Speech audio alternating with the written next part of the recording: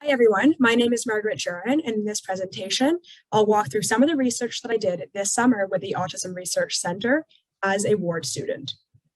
So we know that everyone is born with a different personality, even before their higher cognitive functions and learned values come into play.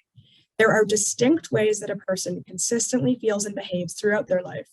These individual differences that are biologically based can be referred to as temperament, and this characteristic is frequently assessed using three underlying dimensions: surgency, negative affect, and effortful control. You may have also heard of emotional regulation, the ability to monitor and modify one's arousal.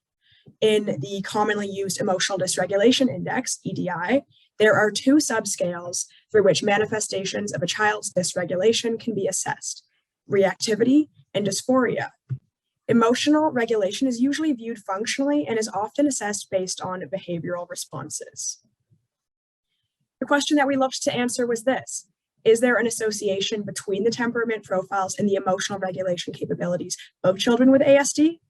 So using linear regression to analyze the scores of 51 children with an ASD diagnosis on these two measures, the Temperament and Middle Childhood Questionnaire and the Emotional Dysregulation Inventory, we found that yes, there was a statistically significant positive association between the negative affect dimension of temperament and both subscales of the Emotional Dysregulation Index. That is, a child with ASD who displays a negative affect, meaning they frequently feel fear, anger, sadness, and discomfort, is more likely to show high reactivity.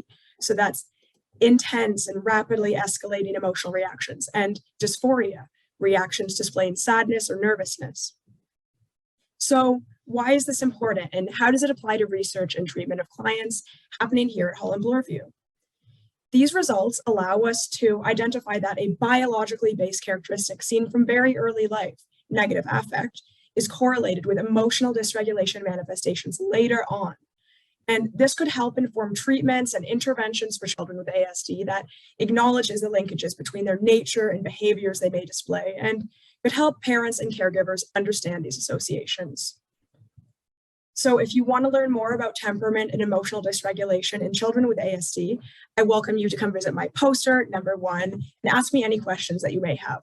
Thank you very much for listening to my presentation.